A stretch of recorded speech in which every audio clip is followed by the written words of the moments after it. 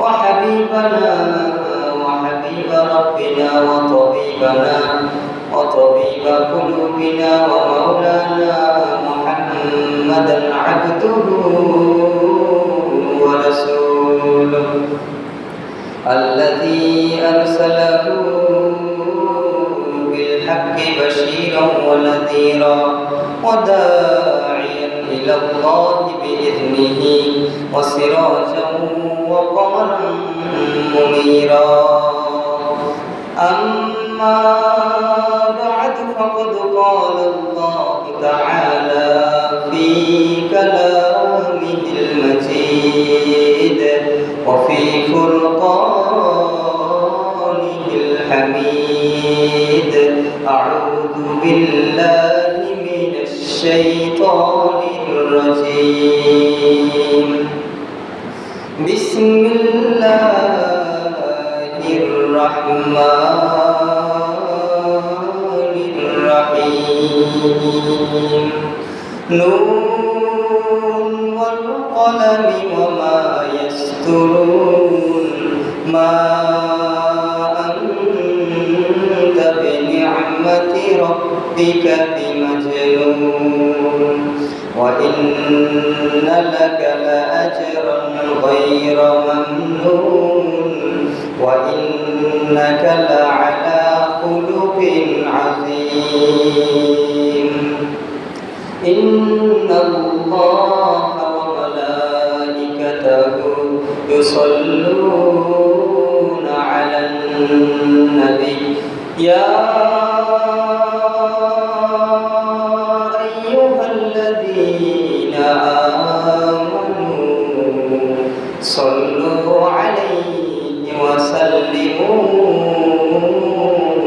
تسليما আমরা সকলে দরুদ ইব্রাহিম পড়ি আল্লাহুম্মা সাল্লি আলা মুহাম্মাদ ওয়া আলা আলি মুহাম্মাদ কামা সাল্লাইতা আলা ইব্রাহিম ওয়া আলা আলি ইব্রাহিম ইন্নাকা হামিদুম মাজিদ আল্লাহুম্মা বারিক আলা মুহাম্মাদ ওয়া আলা আলি মুহাম্মাদ কামা বারাকতা আলা ইব্রাহিম ওয়া আলা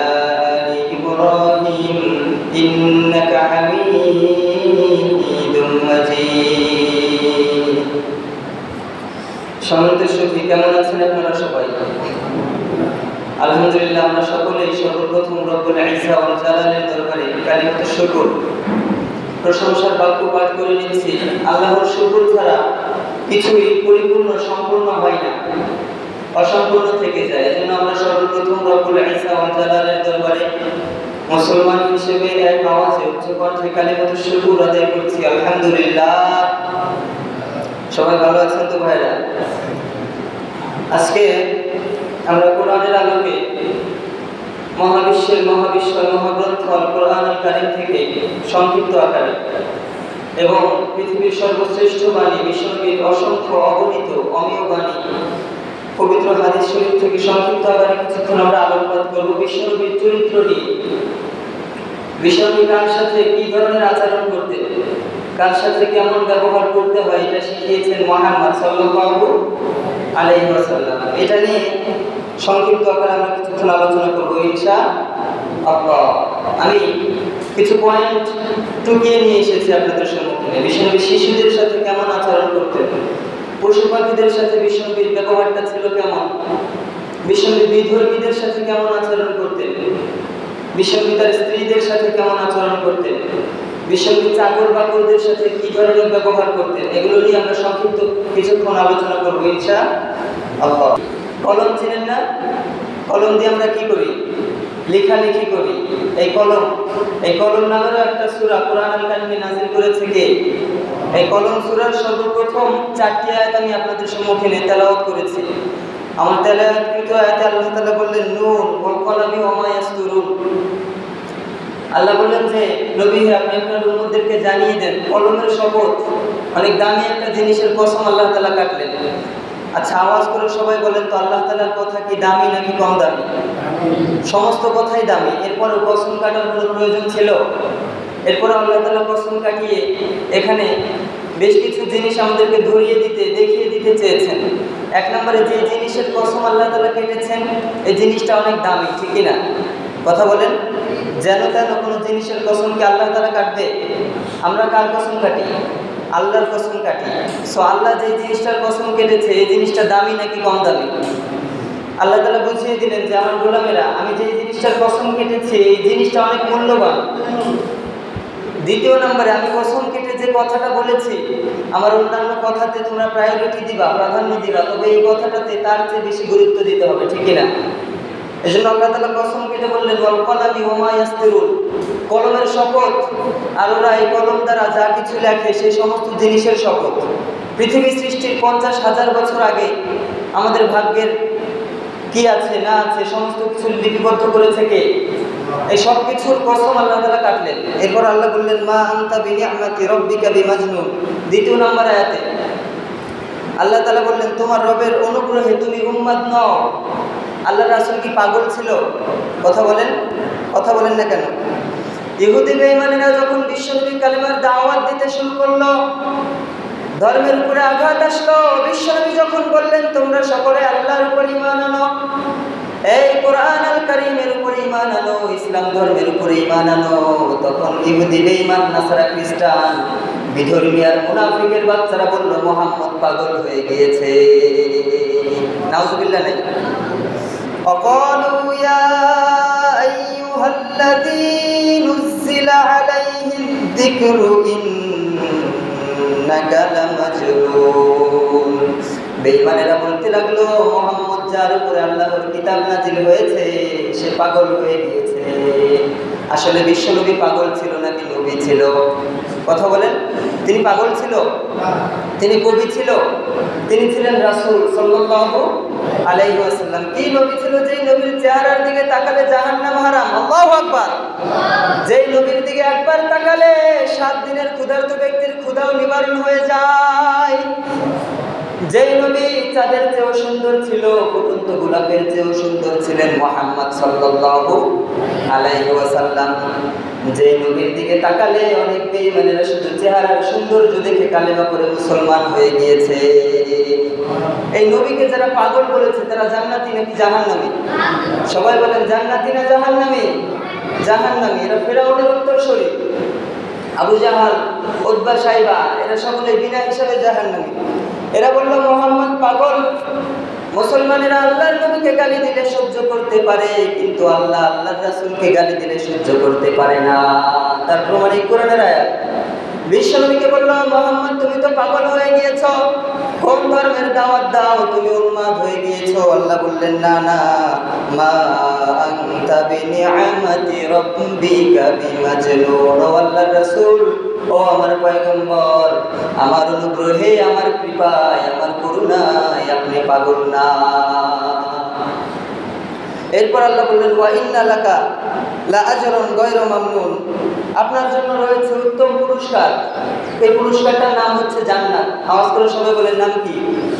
আল্লাহ বললেন ও নবী ধৈর্য হারা হবেন না, সংক্ষিপ্ত কিছু দিনের জন্য আপনাকে কষ্ট করিয়ে নিচ্ছি, মৃত্যুবরণ করবেন, আপনার জন্য রয়েছে অনেক উত্তম প্রতিদান, অর্থাৎ জান্নাত, ঠিক কিনা? মুমিনের কষ্টটা হচ্ছে সাময়িক আর শান্তিটা হচ্ছে স্থায়ী, ঠিক কিনা? পৃথিবীতে আমরা বাহ্যিক দৃষ্টিতে দেখতে পাই ইহুদি নাসারা খ্রিস্টানরা বড় বড় অট্টালিকাতে বিল্ডিংয়ে বসবাস করে, ওরা হয়তো শান্তিতে আছে আমরা ভাবি, কিন্তু আসলে এটা শান্তি না। মৃত্যুর পরে ওরা সকলে কই যাবে বলেন? জান্নাতে না জাহান্নামে? আর আমরা যাব কোথায়? জান্নাতে। আল্লাহ তুমি তৌফিক দাও। এরপর আল্লাহ বললেন ওয়া ইন্নাকা লা আলা খুলুকিন আযীম। হে নবী, আমি আপনাকে মহান চরিত্রের অধিকারী বানিয়েছি।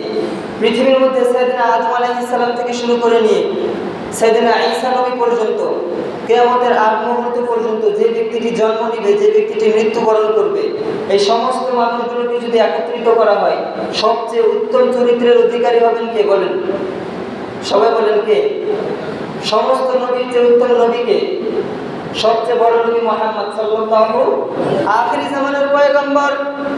বিশ্বনবীর চরিত্র সাইয়েদনা আদমের চরিত্রের মতো নয়, বিশ্বনবীর চরিত্র ঈসার চরিত্রের মতো নয়।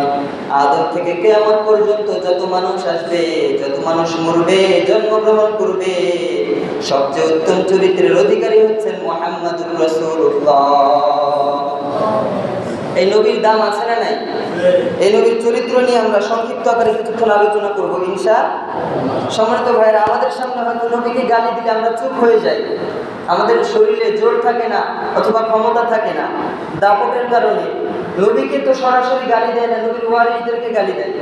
বিশ্বনবী বলল, আমার উম্মতেরা শোনো শোনো, একজন হক্কানি আলেমের সাথে যে মুসাফা করবা, মনে রেখো সেই আলেমের সাথে তুমি মুসাফা করো না, তুমি আমি রাসূল সাল্লাল্লাহু আলাইহি ওয়াসাল্লামের সাথে মুসাফা করেছো। একজন আলেমকে ভালোবাসবা, তুমি সে আলেমকে ভালোবাসো নাই, তুমি ভালোবেসেছো মুহাম্মদকে সাল্লাল্লাহু আলাইহি ওয়াসাল্লাম। আলেমের সাথে উঠবস করবে, আলেমের সাথে উঠবস করো নাই, তুমি আমি রাসূলের সাথে উঠবস করেছো। আলেমের সাথে বন্ধুত্ব করবে, শুধু আলেমের সাথেই বন্ধুত্ব হলো না, তুমি আল্লাহর রাসূল মুহাম্মদের সাথে বন্ধুত্ব করেছো। তাহলে যারা আলেমদের সাথে বন্ধুত্ব করে তাদেরকে বিশ্বনবী ভালোবাসে, ঠিক না? যারা আলেমদের সাথে শত্রুতা করে, তারা আলেমদের সাথেই শুধু শত্রুতা করে, ওদের শত্রুতাটা ক্ষান্ত হয়ে যায় নাকি বিশ্বনবী পর্যন্ত পৌঁছে যায়? তাহলে আলেমদের সাথে, হক্কানি আলেমদের সাথে আমরা শত্রুতা করব? কথা বলেন। আলেমদের বিরোধিতা করব? আলেমদেরকে হক কথা বলতে গিয়ে বাধা দেব? না।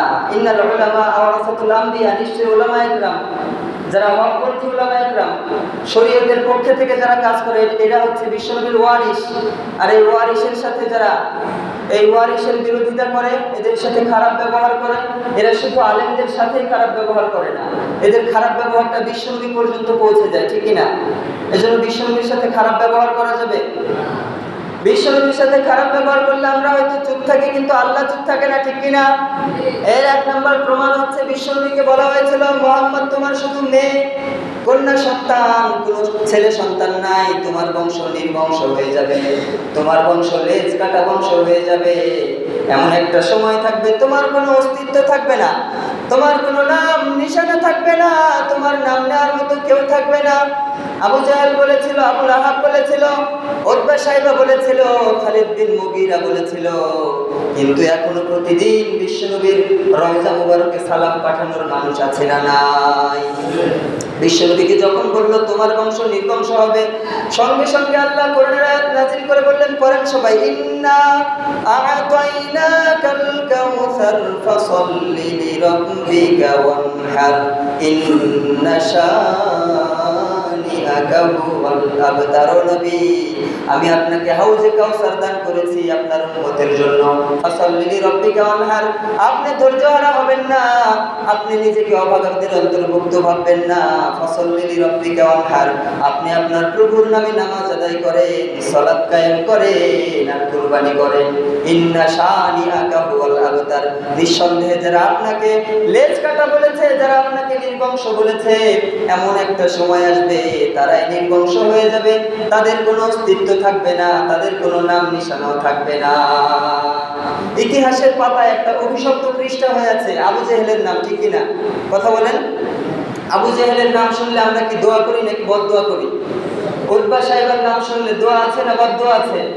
খালিদ বিন মুগীরার নাম শুনলে দোয়া না বদদোয়া? আবু লাহাবের নাম শুনলে বদদোয়া আছে না নাই? বিশ্বনবীকে হক কথা বলতে বাধা দেওয়া হয়েছিল, আজও বাংলার জমিনে আবু জেহেল, উতবা সাহেব, আবু লাহাবের উত্তরসূরিরা আছে না নাই? ডিরেক্টলি বাধা দেয় না, ডিরেক্টলি বলে না হুজুর কোরআনের কথা বলতে পারবেন না, কিন্তু সিচুয়েশন বুঝে অঙ্গি ভঙ্গিতে এমন কিছু কাজকর্ম করে যার কারণে হুজুর কোরআনের হক কথাগুলো বলতে পারে না, আছে না নাই? এগুলো করা যাবে? আল্লাহ তুমি তৌফিক দাও। তাহলে যখন বিশ্বনবীকে গালি দেওয়া হলো, মুহাম্মদ তুমি লেজ কাটা, তোমার বংশ নির্বংশ হয়ে যাবে, তখন এই গালির পরিবর্তে প্রতিবাদ জানালো কে? সবাই বলেন কে কে? কেউ প্রতিবাদ না করলেও প্রতিবাদটা করেছে কে? আল্লাহ বললেন, ইন্না শানিআকা হুয়াল আবতার, যারা আপনাকে নির্বংশ বলেছে তারাই নির্বংশ। আবু জেহেল নামের কোনো সন্তান এখন পৃথিবীতে আছে নাকি? কথা বলেন। আবু জেহেল নামের কোনো বাচ্চাকে দেখেছেন? অনেক হিন্দু ভাইয়েরা আমাদের আছে সমাজে, ওদের কোনো বাচ্চার নাম আবু জেহেল দেখছেন? আবু লাহাব, উতবা সাইবা, ফেরাউন, নমরুদ, সাদ্দাদ, হামান, কারুন দেখেছেন? নাই। এরাই অভিশপ্ত হয়ে আছে, এদের নাম নিশানা নাই, এদের কোনো অস্তিত্ব নাই, এদের লেজি কেটে গিয়েছে, ঠিক কিনা? ওদের বংশই নির্বংশ হয়ে গিয়েছে, কিন্তু বিশ্বনবীর বংশ কি নির্বংশ হয়েছে? প্রতিদিন সহস্র কোটি মানুষ বিশ্বনবীর উপরে দরুদ পাঠ করে, ঠিক কিনা? এমনকি শুধু মানুষও না, ফেরেশতারাও বিশ্বনবীর উপরে দরুদ পাঠ করে। শুধু ফেরেশতারাই দরুদ পাঠ করে ক্ষান্ত না, আল্লাহ নিজেও বলে ইয়া আইয়ুহাল্লাযীনা আমানু সাল্লু আলাইহি ওয়া সাল্লিমু তাসলিমা ইন্নাল্লাহা ওয়া মালাইকাতাহু ইউসাল্লুনা আলান নবী। নিঃসন্দেহে আমি আল্লাহ ও আমার রাসূলের উপরে দরুদ পাঠ করি। সুবহানাল্লাহ নাই? তাহলে বিশ্বনবীর বংশ নির্বংশ হলো নাকি আবু জেহেল, উতবা, শাইবা আর আবু লাহাবের বংশ নির্বংশ হয়েছে? আবার আবু লাহাব বিশ্বনবীকে গালি দিল, মুহাম্মদ তুমি ধ্বংস হও। বিশ্বনবী যখন প্রথম কালেমার দাওয়াত দিয়েছে, আবু লাহাব বলল, ও ভাতিজা, তুমি কি এই কথা বলার জন্যই আমাদের এত মানুষকে একত্রিত করেছো? বিশ্বনবী বললেন, নাম, হ্যাঁ। ও চাচা, আপনারা যে ধর্মের পূজা করেন এই দেব দেবতার পূজা আপনারা ছেড়ে দিন, আমার ধর্মে আসুন, আমাকে নবী বলে মেনে নিন। আমার ধর্মে এসে আমাকে নবী বলে মেনে নিন, আল্লাহকে রব বলে মেনে নিন, কোরআনকে আপনাদের কিতাব বলে মেনে নিন, ইসলাম ধর্ম কবুল করুন। আবু লাহাব তখন বলল, তুমি ধ্বংস হয়ে যাও। কেউ প্রতিবাদ না করলেও একজন প্রতিবাদ করেছে, আওয়াজ করে বলেন দেখি তিনি কে? আল্লাহ বললেন, পরেন সবাই, তাব্বাত ইয়াদা আবি লাহাবি ওয়া তাব্বা মা আগনা আনহু মালুহু ওয়া মা কাসাব সায়াসলা নারান যাতা লাহাবিন ওয়া ইমরাতুহু হাম্মালাতাল হাতাব ফি জিদিহা হাবলুম মিন মাসাদ। এই সূরাটার সঙ্গে সঙ্গে নাজিল করলো কে? আল্লাহ বলল, নবী আপনাকে ধ্বংস হওয়ার কথা বলেছে, আপনি প্রতিবাদ জানান নাই, কোন মানুষ প্রতিবাদ জানায়নি, আপনি সহ্য করেছেন। কিন্তু আপনি আমার মাহবুব, আপনি আমার রাসূল, আপনি আমার বন্ধু, আপনি আমার হাবিব। আমি আল্লাহ আপনার উপরে লানত এসেছে, এটা সহ্য করতে পারি নাই। যে আবু লাহাব আপনাকে ধ্বংস হওয়ার কথা বলেছে, আমি আল্লাহ বললাম, তাব্বাত ইয়াদা আবি লাহাবি ওয়া তাব, আবু লাহাব ধ্বংস হোক, আবু লাহাবের হস্তদ্বয় ধ্বংস হোক। আবু লাহাব ধ্বংস হয়েছে কি হয়নি? কথা বলেন, হয়েছে কি হয় নাই? এজন্য বিশ্বনবীকে বদদোয়া করার পরে সবাই চুপ থাকলেও আল্লাহ কি চুপ থাকতে পারে?